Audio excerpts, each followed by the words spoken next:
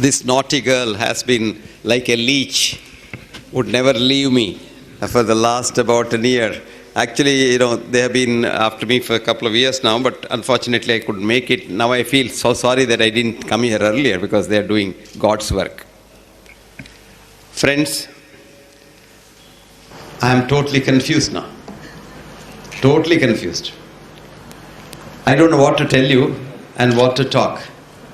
Because I saw so many good things, so many creative things, so many innovative things, and so many good things happening to mankind, that all my depression about mankind being the enemy of mankind is almost wearing out slowly after seeing all of you. Because I always go around telling people that man's greatest enemy is man today. And it's nice to know there are human beings in this world who really mean Paropakarartham idam shariram. You're all varied professionals belonging to several organizations, doing so many good things and doing very well. It's not because you're not doing well that you left that, but you voluntarily left that for the greatest calling on this planet by God on mankind. Do something for others. And that is what gives me so much happiness that words don't come out at all. But let me start off. Prabodh and all his gang, I would call them, of do-gooders. Let me at the outset thank you all for allowing me to come and meet with all of you. Because this is such a nice feeling that you forget the whole world worries when you see good people doing good work. And all the brothers and sisters of this wonderful city, Nagpur, where I keep coming now and then. And it's a wonderful place. I like everybody here. Plus, I like the Maharashtrian food that we had this afternoon. It was Sapna's selection. We had very nice, what did we have? Kadhi, and we had bakrika, bagri. Oh, bakri is goat, is it? No. What is that? Okay, whatever. But the last thing was very good. Mango, Amarkand. So nice. That was the bonus of coming to Nagpur. Friends, people say he has done this, he has done that. Don't believe them. I now almost feel like echoing what one of those great people of Germany, of yore, von Johanna Goethe, said one day. He said, I now know philosophy, physiology, jurisprudence, and even alas, theology. How much? From end to end with labor's keen. But here I stand, O fool, with all my lore, no wiser than before. Friends, man must try to be wiser. When I look at the psychiatrist, I like him. Because most psychiatrists hate me. They would like to see the end of me. Because I am dead against psychotic drugs. Because each one of them derived from either rocket fuel extract or from naphtha extract of Nujol damage the human system. It's not only the psychiatric drugs, other drugs also, because there is a beautiful study done by an American scientist, a great scientist. He is actually a professor of genetics in the Washington State University. Douglas, he is called Douglas, D.C. Douglas. Douglas did a fantastic study. He created a chip called the MIT chip, mitochondrial chip, a computer chip, which tracks the drug when it goes into the human system. And it tells you what it does. And he took a lot of our modern medicine, we call it as modern medicine. Why is it called modern medicine? I don't know. Anyway, we call it as modern medicine. And the other herbal drugs, mainly Tibetan, Chinese, and Indian herbal drugs. And what came out in that study is something fascinating. The minute we give any drug, when I give any drug, it may be anything from aspirin to statin, the body says, this is something new, I have not seen it. My ancestors have not seen it. Mankind has not seen it. So it must be a poison. That's the wisdom of the human body.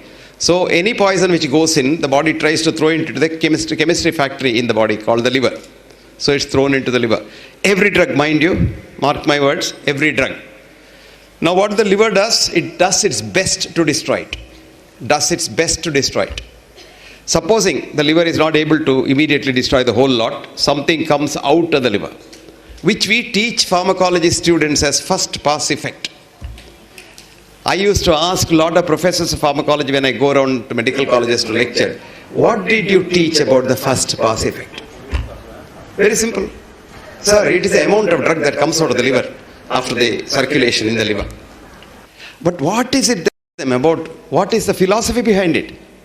Would you believe not one person ever answered that question? The answer should have been, or the student must have been told, try to prescribe as less drugs as possible, because every single drug, when it becomes a chemical, is not recognized by the human system as its own. This is the beauty. I'll give you an example. There are 43 studies on garlic in the world literature. 43 studies on garlic. And the conclusion is, garlic is good for cooking, but not as a medicine. Now, there was an editorial in the British Medical Journal, and the editor was a good friend of mine, so I phoned him and said, I'm going to write a letter to you. Richard, you have done one mistake. You have not seen what did they use in garlic studies. What they used was a garlic pill. Now, what is garlic pill vis-a-vis garlic? Anything that we give, we want it to be either nice to the body for taste or, some obnoxious things you don't want. So, West, they have a lot of people who abhor the very smell of garlic. So to sell drugs, what did they do? They removed the smelling part of garlic, which is called the SH group, the sulfhydryl group. The same chemical that gives good smell for your fart. The same thing. So they removed that. I'm sorry for using unparliamentary words, but you want to tell the truth, you have to really drive the point home. So this garlic pill is garlic minus SH group inside a plastic capsule which goes into the gut, and there it delivers it. It's supposed to deliver it. By and large, most of the time, the garlic is eaten by our friends in the toilet, whom you see on the television. See when that, what is that thing called, you spray it, and that they all come like that, and then suddenly you get that spray and then say they all die. What's that spray called? I forget it. Harpic XL.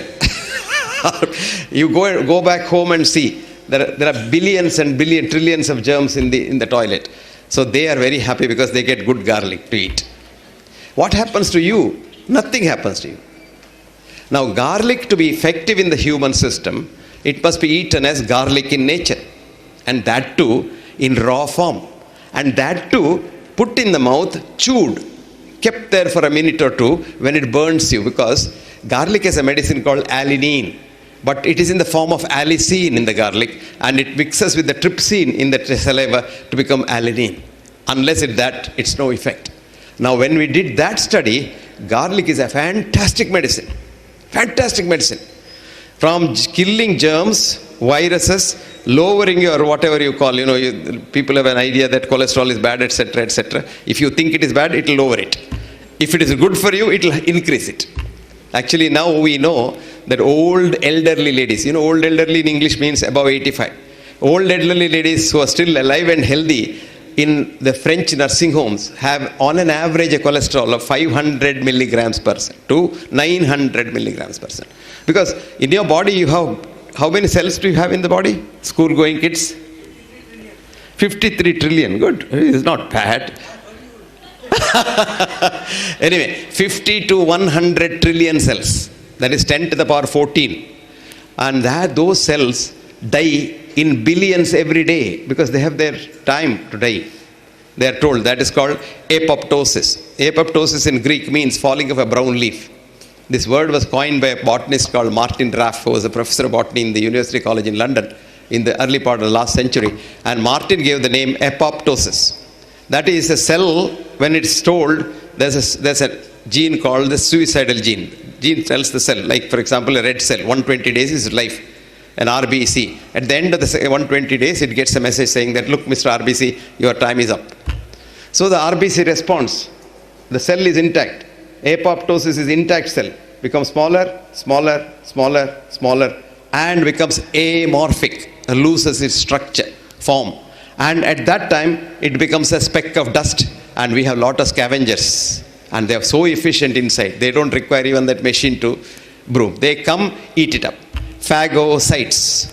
Phage is appetite. They have got so much of appetite for cells. Any cell that is dying, they eat it up. So you are fine. But now what happens? You make the surrounding of the cell so bad that the cell, instead of dying apoptosis, dies by necrosis. Necrosis is cell wall breaks. And when this necrosis occurs, the cell content comes out, which is very bad for the outside, and the outside gets destroyed. And this is one of the reasons why you get cancer, etc.